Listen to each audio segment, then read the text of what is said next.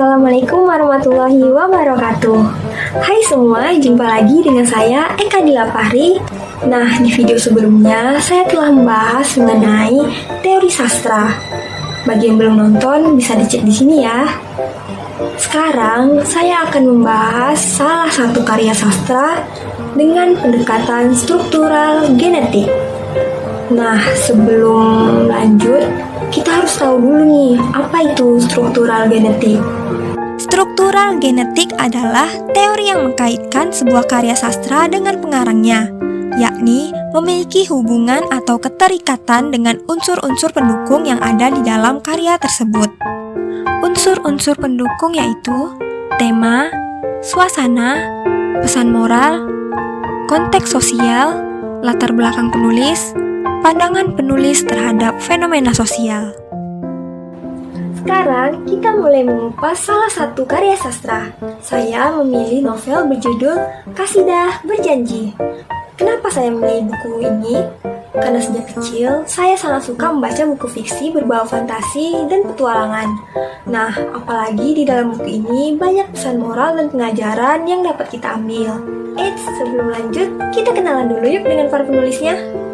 Novel Qasidah Berjanji ini merupakan hasil kerjasama antara sutradara Hari Dagu Suharyadi dan novelis remaja bernama Salma Abdillah. Hari Dagu Suharyadi lahir di Jakarta 12 Desember 1969. Orang tua bernama Sutomo dan Sumiharti. Sejak kecil, beliau mulai menulis cerpen yang dimuat oleh majalah anak-anak Ananda. Juga, kecintaan beliau pada dunia film semakin besar. Sejak SMP, beliau mulai belajar musik klasik dan seni peran. Lalu, merampungkan kuliah di jurusan film dan TV Major Penyutradaraan di Institut Kesenian Jakarta pada 1995. Beliau sudah menyutradarai berbagai film yang diantaranya Pachinko and Everyone Happy, Mencari Pelangi, Sunya, Ratu Malu, dan Jenderal Kancil. Serial musikal anak-anak yang diproduksi, ditulis, dan disutradarainya yaitu Ratu Malu dan Jenderal Kancil. Dianugerahi penghargaan serial anak-anak terbaik dan skenario serial terbaik pada FFP 2004. Selanjutnya, Salma Salsabila Abdillah lahir di Jakarta 21 Maret tahun 2000. Novel pertamanya berjudul Super Duper Adventure dalam seri Kecil-Kecil Punya Karya. Novel ini diterbitkan saat dia masih duduk di kelas 5 SD. Dari salah satu karyanya, Salma berhasil mendapatkan sponsor dari salah satu perusahaan di Jakarta yaitu MRP Law Office. Sponsor dalam bentuk uang untuk perjalanan edukasi ke Tokyo, Kyoto, Osaka, dan Nagoya. Sekarang, kita lanjut ke novel Qasidah Berjanji. Seperti yang telah disebutkan sebelumnya, novel ini merupakan karya hasil kerjasama Hari Dagu dan Salma Abdillah. Diterbitkan oleh penerbit Pastel Books dengan cetakan pertama pada bulan Mei 2015. Tebalnya ada 118 halaman. Jenis buku ini adalah novel, bergenre fiksi, fantasi, religi Islam. Kategori pembaca yakni anak-anak atau segala umur. Novel ini mengkisahkan anak kecil bernama Qasidah yang hidup di lingkungan canggih di masa depan. Hidup di lingkungan penuh teknologi membuatnya tak bisa lepas dari beragam gawai, termasuk bermain game.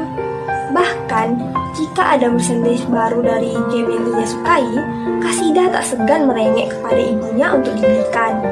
Akibat tidak dituruti, ia memilih keluyuran sendiri dan menghampiri toko mainan. Disinilah petaka terjadi. Qasidah diserang makhluk aneh dan membuatnya masuk ke dunia lain. Walaupun Qasidah selalu dikejar-kejar makhluk parasit, namun Qasidah selamat berkat bantuan dari doa tokoh yang datang menyelamatkannya. Bersama dia, Qasidah berkelana bertemu dengan makhluk dan tempat fantastis lainnya demi berusaha menemukan jalan pulang. Buku ini memiliki inti cerita yang luhur, mengajarkan tentang nilai-nilai kebaikan, seperti tidak menuruti hawa nafsu, dan selalu mematuhi nasihat orang tua. Bisa kita simpulkan, hubungan pengarang dengan karya ini bahwa mengingatkan pengarang pun pernah melewati masa anak-anak. Sejak kecil, mereka sudah mulai terjun ke dunia sastra dan berbagi melalui karya-karya mereka yang menghibur dan mengedukasi.